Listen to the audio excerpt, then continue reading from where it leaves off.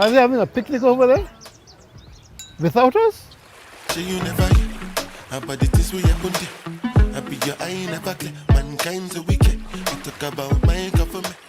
You know something, Zozo?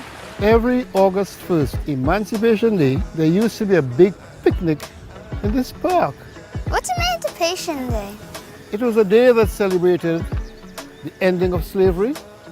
I don't know if you read about it in school, but No. there was a time when people would take other people, and because of their skin color, they would seize them, take them away from their families, Why? because they thought that they were less than humans. And they didn't accept it at all. All kinds of people, all kinds of races, they became involved in the anti-slavery movement. And eventually slavery was ended, and the day it was ended, August 1st, 1834. So every August 1st, for a long time, in this park here, people would come together to celebrate the ending of slavery. So that's the story of Emancipation Day. Wow. Thank you for telling me that. Okay, are you going to go to the library and do some reading on it sometime? I don't know. To me, Emancipation Day means celebration. It serves as a reminder of the oppression my ancestors faced back then and the oppression my people still face today. Emancipation Day means strength and resilience. To me, Emancipation Day means freedom, family, celebrating Black history, awareness, learning more about my family history, the opportunity to learn, especially for our young people, so they can know about where they came from, so they can be proud of their heritage today. It means freedom, it means change, and it means movement toward the future.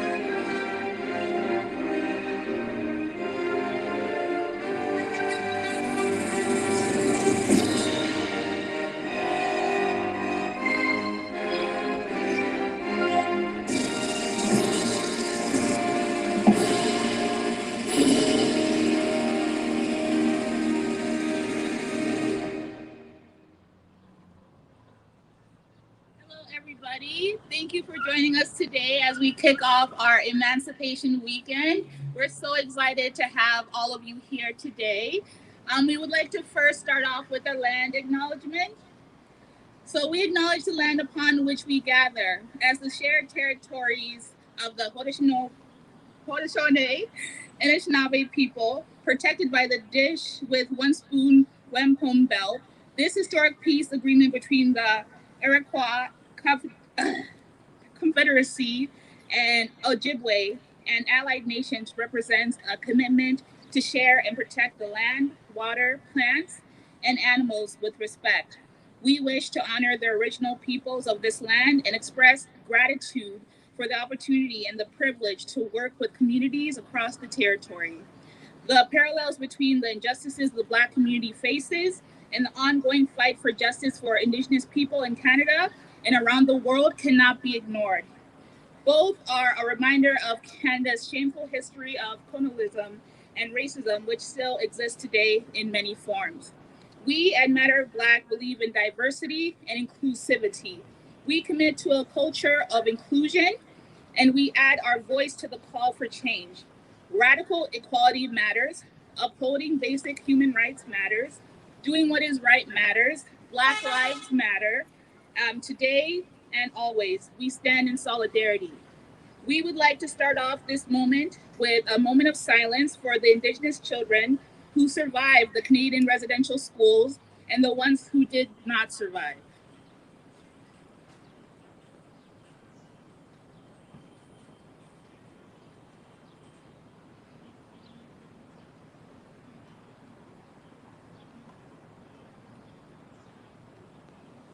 Thank you.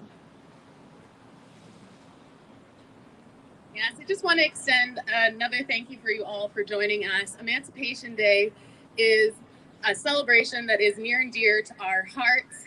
It's been a part of our family's tradition growing up here in St. Catharines, and we're just so pleased to be able to bring it to an even broader audience.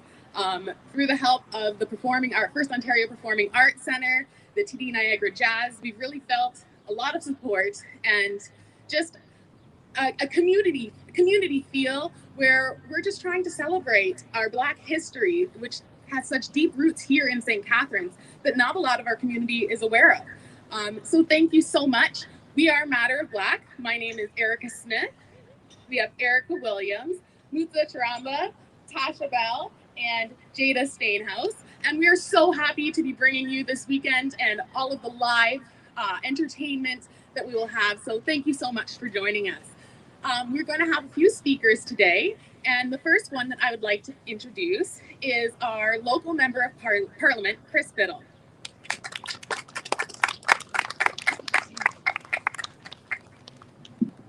Thank you so much, everyone. It's great to see everyone here today. It really turned, I brought my umbrella, but it quickly turned into, oh no, I should have brought sunscreen.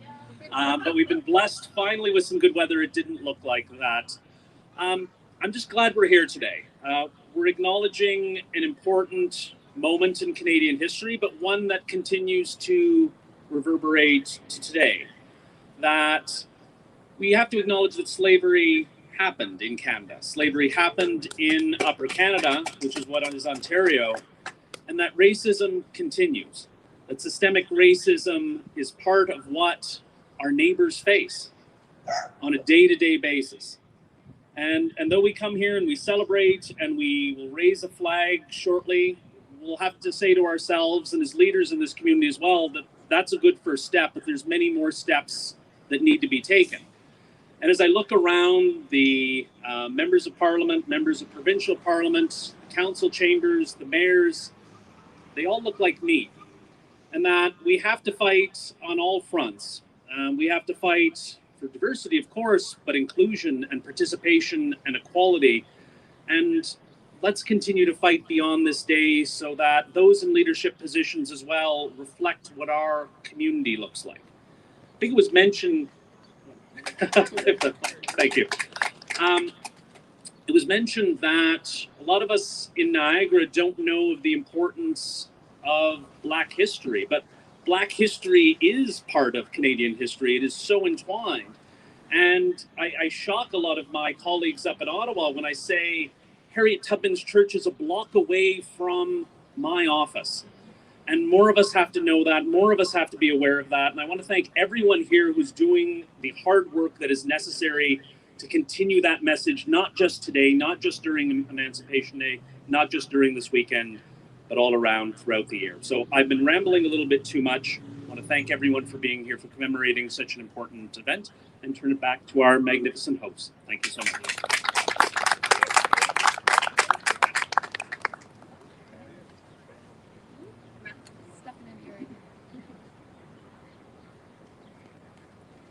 Thank you for your kind words, Mr. Riddle.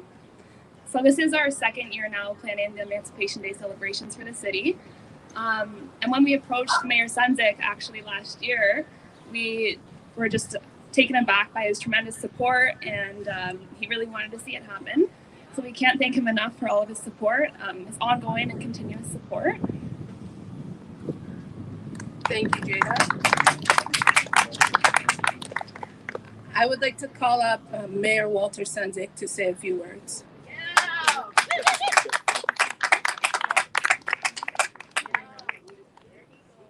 Thank you very much. It's an absolute honor. I could say this is the first time we've had this many people on City Hall in 18 months.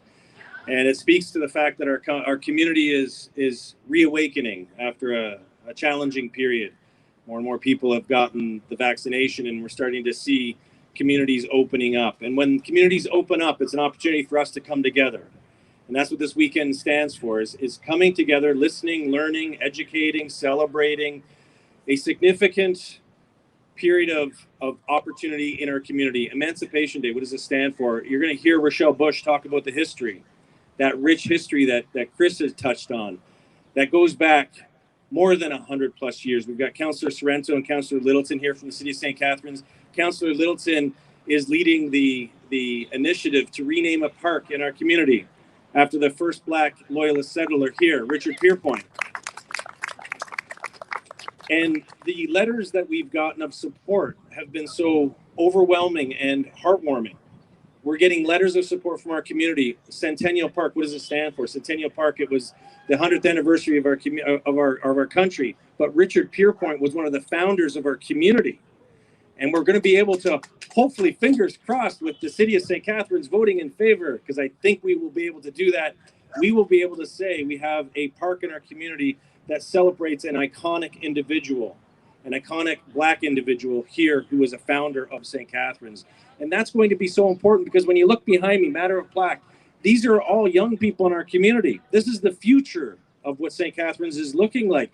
This is the future moving forward. For them to embrace the Emancipation Day celebrations, taking from what was an idea a year ago and creating something virtually, and now this year building upon that, this is what this City of St. Catharines looks like today and moving forward. So I want to say thank you to Matter of Black. This is really important for us, to our community.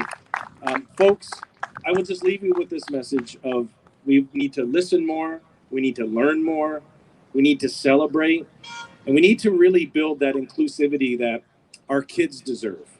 Because what's happened in the past is something that we need to learn from and we need to acknowledge. But moving forward, we've got to be that community that celebrates all who we are.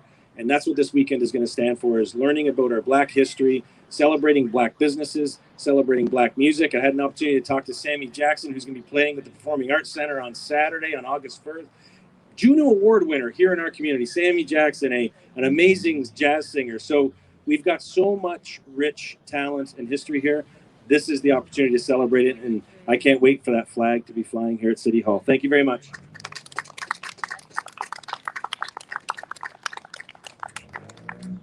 Thank you so much, Mayor. We really appreciate your support from past and to come. So thank you so much for that. So now I'd like to introduce our next speaker, who will be giving a speech on the commemoration of Emancipation Day. This is the trustee and historian at the Salem Chapel BME Church and owner and operator of Tubman Tours, Rochelle Bush.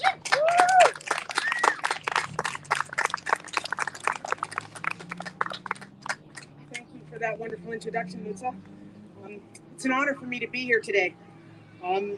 It's going to be hard to follow up behind the words of my MP, Chris Biddle, and of course the Mayor of St. Catharines, Mr. Walter Sendzik. I stand here today on the back of 10,000. My ancestors were not alive to see this day. I'm not talking about Emancipation Day when it was passed in 1834, the Slavery Abolition Act.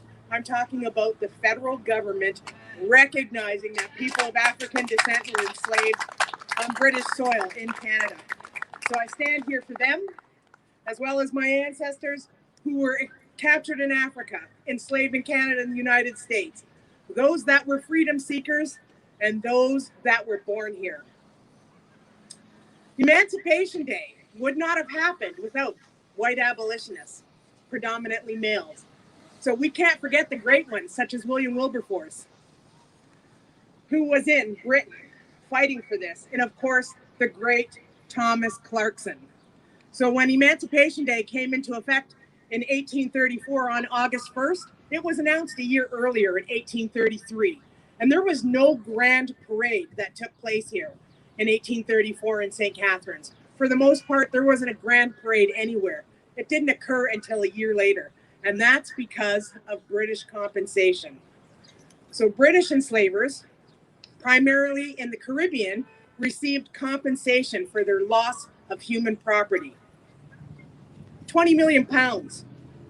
Today, when you convert that, that's over $500 billion. And British citizens continued paying for that until 2015. That's when the debt was cleared. So again, it's an honor to stand here today. Emancipation Day first occurred here in 1835, and it was a grand parade, and it went through the downtown core. So Niagara, as you know, had one leading abolitionist, and that was William Hamilton Merritt. And his presence is known all over St. Catharines. William Hamilton Merritt, in my opinion, again, was the leading abolitionist. Parades began in the downtown core. They were jointly shared by the downtown churches, and there were only 8 at the time, and those churches still survive today. So the first one started with the BME Church. The Zion Baptist Church was not in existence at the time. At the end of the grand parade, where the local mayor was and politicians, they had toastings at the Salem Chapel, which was then called the Bethel Chapel Church. It was an African Methodist Episcopal church, and it went on all day. And that was the first grand celebration in Niagara. And of course, it took place in other localities, such as Niagara Falls, as well as in Welland County. Those events went all the way up until about 1880, and they were shared by a number of different churches. So St. George's Church was the host at one point. The St. Paul Street Methodist Church, which today is now Silver Spire Church, was the host at one point. And you would have a lot of speakers coming in at the time. And again, they were grand celebrations, parades through the downtown core. So visualize St. Catharines on August 1st. St. Catharines was a grand tourist attraction. You had a lot of Southerners vacationing here. You have our white male abolitionists, and they're hosting these events, while Southerners are also lining the streets, watching this parade with a number of freedom seekers, fugitive slaves that had escaped because they were putting down roots here in St. Catharines. So the parades went on until about 1880, and then after that, they started to peter out, and it became shared between both churches, the BME Church as well as the Zion Baptist Church. And of course, the community participated, both black and white, and it continued that way. So we're going to fast forward a little bit, and now it's the mid-1920s, and Emancipation Day changes.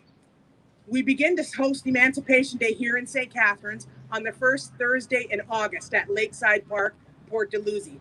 Of course, the churches still had a little event on August 1st, but the big parade or the big picnic took place at Lakeside Park because there was an amusement park. So other areas such as Windsor, Toronto, Owen Sound, they still continued to celebrate Emancipation Day on August 1st. But here in St. Catharines, it was delayed a couple of days. And that's so they could get all the people together from all the various communities in Southern Ontario, Western New York, and other parts of the United States so that they could come together and have a 4-day event here in St. Catharines. So if August 1st fell on a Thursday, then the other communities were pretty sparse. They'd all converge here. So you would have people coming from Toronto on the steamboats. They would be crossing over the lake. And of course, everybody would be celebrating here. So I never had the opportunity to witness those grand festivals, but I can tell you what the elders said. So it was a time when you had the dance hall at Port Dalhousie. Up to 8,000 people would converge. and everything was fantastic. Minimal arguing or fighting. You would have the mayor coming down giving speeches. You'd have the chief of police walking through and partying because the local community would more or less participate. Some of them wouldn't. So if you can picture the Harlem Renaissance, so Harlem, the Cotton Club, it's 1930. What do uppity white folks want to do? They want to go to Harlem so they can cut loose. Well, that's what happened at the Emancipation Day picnics, especially when you're at the dance hall and the pavilions. People were partying, and then, of course, there was that little bit of illicit gambling that was taking place, like 3-card Molly or craps or whatnot, but it was always a 4-day event where everybody was happy. Port Dalhousie welcomed everybody to come in there. Why? Because when you're having up to 8,000 people, that's big money. Where were they staying? Yes, they were permitted to stay in hotels, and other people would camp out, and as it was told to me, in the Port Dalhousie parking lot. Others would stay with relatives and camp out. You know, they'd bring a tent and camp out in somebody's backyard. But it was a festive event. So between the mid-1920s all the way up to the 1950s, it was hosted by the United Negro Improvement Association. So the organization that Marcus Garvey spearheaded, and the organizer's name was Spencer Pitt. After 1951, he decided to leave Toronto and he moved back to the Caribbean. Between 1951 and the end of the 60s, so around 1969, it began to peter out, especially with Americans coming over to Lakeside Park. And that's because the civil rights movement was taking place. So there was pretty much a war going on at home. Nobody was going to come over to Canada when something was, explosive was happening in their own backyard. So with a lot of our American brothers and sisters, that began the decline, the civil rights movement. We still had a lot of people coming from various parts of Canada, but that dwindled to a fond memory around 1969. And of course, at that time, the Midway was starting to fall apart. So they were removing a lot of the attractions. So bear in mind, in the 1920s to the 50s, the main attraction for Port Dalhousie was the Midway. So now we have the 1960s. It's dwindling. It's now 1970. And my aunt, Ruth Harper Bell, decides that she wants to keep it alive. So she continues with it at Port Dalhousie up until 2003. I had a couple year stints with it, and then it moved on to Betty Ann Bell. So again, I am proud to be here today representing my ancestors, and more importantly, representing the Salem Chapel BME Church, which was formerly Bethel Chapel, African Methodist Episcopal Church, who participated in the first Emancipation Day event in St. Catharines. Thank you.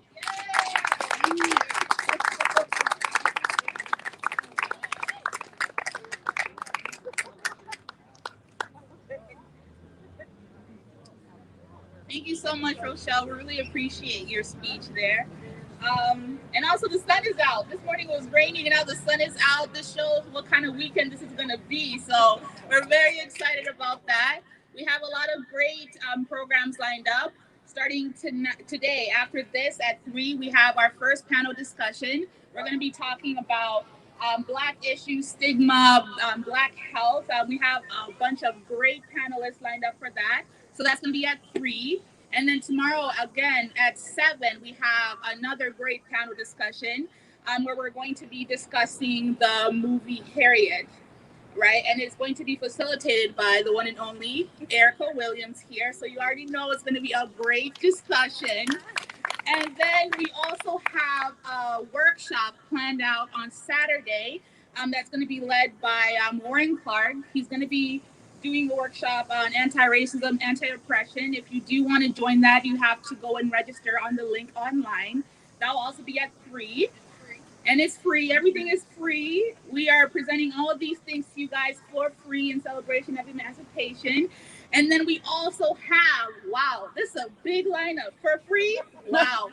So we also have a great concert going on at the Performing Arts Center, which is going to be outside at 7. You don't want to miss that. It says 6? 6.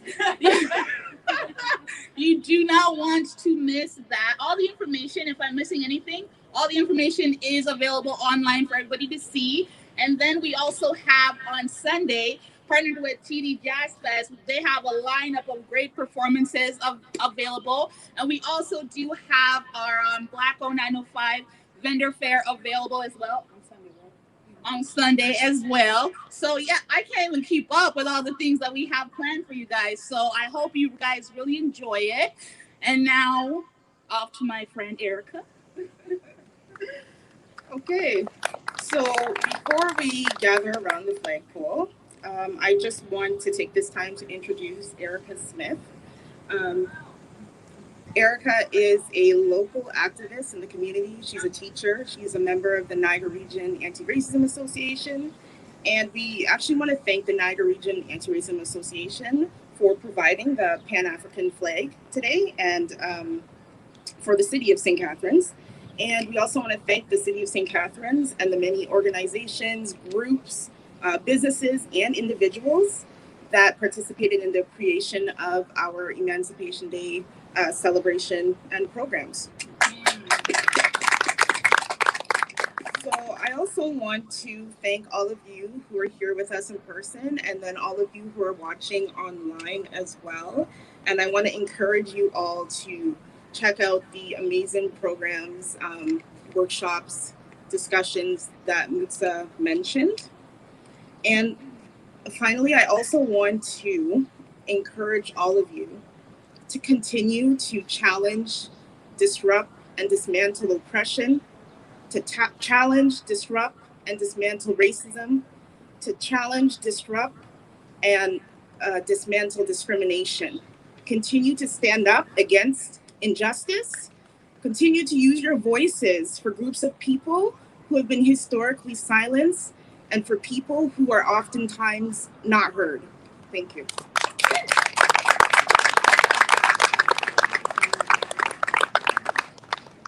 So at this time, we're going to make our way over to the flag.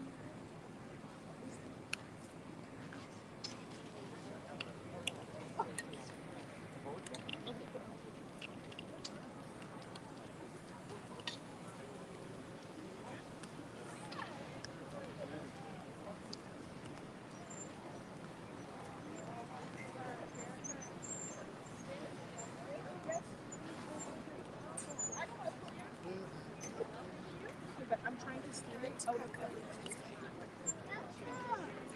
high school, mostly 9 and 10.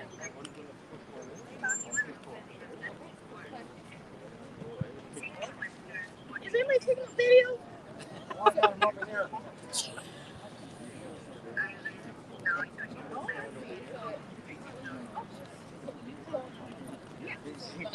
taking a video. All right, ready?